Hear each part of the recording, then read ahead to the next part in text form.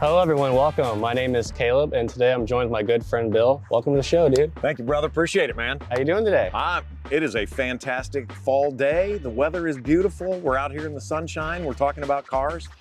Wonderful day. What better way to spend a Saturday? I agree. What are we sitting in front of today? We are sitting in front of a 2016 Mazda MX-5. It's the ND version of this, so the fourth generation, and man, it's a dream. I can't think of a time I've had a car where I was just excited every time I get inside to drive it, and that's absolutely how this one feels. Yeah. This car wasn't on my wish list. As a dad of 4 kids, I owned a fun car once. I have just gone for reliability, for affordability, fuel economy. Our cars typically get passed down to our kids. So passed my last Corolla down to my youngest as she's headed off to college, and my son got involved in helping me pick a car. And so we drove up to a dealership in Cleveland, and the minute I saw this thing, I was like, oh, this is pretty special. And then I drove it, and I was like, I don't really think I need to look at any other cars. Yeah. It's a 6-speed, which is fun. Yeah, so it's pretty sweet. So how long have you owned it for? It's been about 2 months. Oh, wow. So very recent. Wow. Very recent. A little bit of a midlife crisis? That has been, that accusation has been thrown about by many people. I'm not gonna confirm or deny, but I'm for it. If this is what it looks like, I'm for it. Yeah. So what's it meant in your life to have a car like this? So it's just been fun, but I also know that, like, hey, it's reliable, it's affordable, but it's sweet looking. The conversations that it starts being in parking lots or just at the gas station, just real fun conversations at car shows. I mean, I've been at a couple of those with you, and people love to talk about it. And so that's really been the special part is just the building community around something fun like a car and just being able to strike up a conversation. So walk me through the specs. So you said it was a 6-speed manual. What kind of engine does it have? Yeah, so this has got a 2-liter, 155 horsepower, 148 foot-pounds of torque, naturally aspirated. So unlike the Fiat you were talking about where that's a turbo, this one has a little special exhaust package on it from Goodwin Racing. So it just got a tiny rumble to it. A great little car, got a nice engine that has a little zip to it. Yeah. How many miles are on it?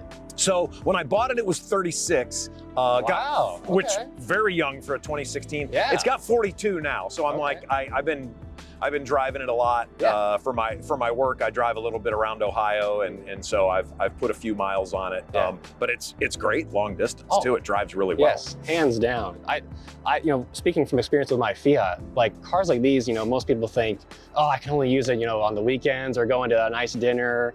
Like, how do I live with a car like this? But really, like, they're not hard to live with. Like, I mean, sure, like, you can only get one other person. Yes. The trunk's a little small, but like, if it's just you, like, I've driven my car to Hilton Head, to Miami all by myself. And like, it's been great. It gets great gas mileage. For sure. Very comfortable to ride in. Yes. Very comfortable to ride in. Yes. One of the things that I love as somebody in the business world, I'm taking a lot of phone calls, has great Bluetooth, puts the sound in the headrest. Yes. For the phone calls. Yeah. And even with the top down and the windows up on the freeway, pretty crystal clear hearing and talking. I don't even know where the mic is in that, but it's amazing that like you don't have to be like, oh, I got to put the top up if I'm trying to take a call. So I love that. The controls on this for, the stuff that's on the steering wheel, volume, cruise control, very simple, not overly complex. It's got, with the 7-inch screen in there, pretty big, no matter what you're trying to do, phone calls or nav or whatever. Really clean, really easy, got a nice dial in the middle that you can just, do things with. And so you don't have to take your eyes off the road. Again, fuel economy, another good pro. I just like the overall look of it, but I like the way it handles. I like the way it drives. It's the first, and this may be moving into the cons a little bit, and this is an unknown for me. It's the first rear wheel drive I've had. So again, on some ice and some wet. I'm going to have to learn that a little bit different. I feel very comfortable in a front wheel drive, so that'll be something. I went on a small weekend trip. Trunk space, definitely a problem. If you're trying to take a lot of stuff, you're throwing a couple duffel bags or something, or some carry-on luggage, not bad, but you're not gonna get a whole lot of stuff in there, so that can be certainly a little more tricky. Only the ability to only take 2 people, that's obviously a challenge. Yeah. For sure. But again, you knew that buying the car, so that's not a problem. It's not quiet as a convertible, even with the top up. Yes. So road noise is still a little bit of a thing. But again, you kind of made that choice when you bought it. So, but other than that, really happy with it.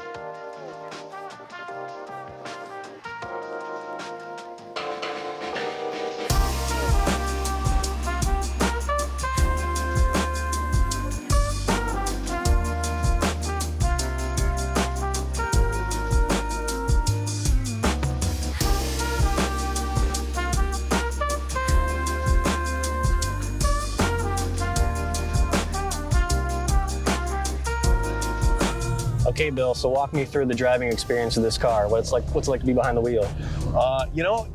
You can grip the wheel 1 hand, 2 hands, kind of whatever you want to do. It's very comfortable, all that.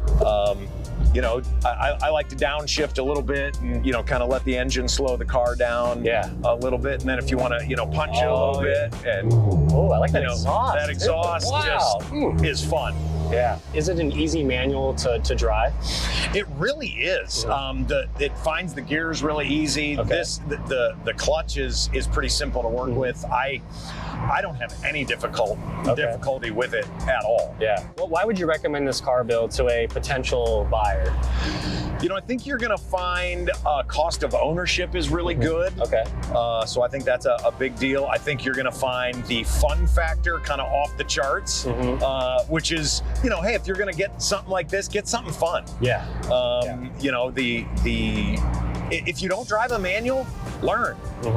It's not hard. Reliability, ease of ownership. I think the fact that it's a convertible, man, I love that. Yeah, I feel like the color combination makes the car a little more special, I totally agree. Yeah. Totally agree.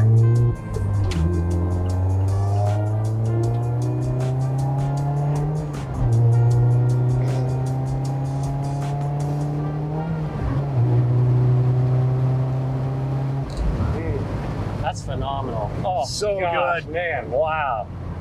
Oh, man. It's interesting. So obviously this car is naturally aspirated. Mine's turbocharged. Yes. With the Fiat, you really have to be in the right gear to get the most out of the power, Okay. Which is good and bad. You get that extra turbo power, a little more horsepower. But this naturally aspirated, there's just no delay whatsoever in pressing the gas pedal. There's not, and it's funny. A lot of times, like if I want to go around somebody, or I'm trying to move, while I can downshift, I don't always have to. Yeah, cars like this, man, are so special because, like you said, normally you think sports car, you think, wow, that's going to break the bank. Yes. But a car like this is like in that perfect price range where it's like just affordable enough. I always go back. The true strength of this car, though, is easily like the platform and handling, hands down. Because obviously, my car, your car, they're both under 200 horsepower. So, we're not going to win in a drag race. But when we go a roundabout, when we go around a turn, when you go somewhere like in the mountains or the hills and you're going through twisty, turny roads, this car just hugs the pavement like nothing else, It really does. Yeah. It really does. Yeah. Where some people see a roundabout, I see a chicane. Yeah, it's exactly. On a racetrack. Yes, absolutely. Absolutely. That is beautiful. Yeah. This has been cool to experience, obviously very similar to the Fiat, but it is interesting to see the minute differences between the two platforms, You mentioned reliability was a big factor for you. How's it been to own and, do maintenance on the car in those 6,000 miles you've driven it? Yeah, oil change, simple. You can take it anywhere. It doesn't have anything specialty that way, which is nice. Initially I thought my tire light came on, but reset everything. It's been perfect since then. So, I haven't had a lot of issues, but everything's been, has worked well. The electronics, even, being about 8 years old, everything seems to still react beautifully. I'd love to drive it for a long time. I really enjoy it. I am not, I'm not one where it's like, oh, I need the newest, latest. It's kind of a, hey, I can have some fun with this for a long time. Yeah. And then look for something, at whatever time, either if it ages out or, if I got somebody that wants to buy it, maybe look for something similar or, something in that same wheelhouse. Hi, everyone. I just wanted to say thank you so much for taking the time out of your day to watch my YouTube videos. It truly means the world to me, and I cannot say thank you enough. Last thing I'll say is all glory to God. God bless. Have a great rest of your day.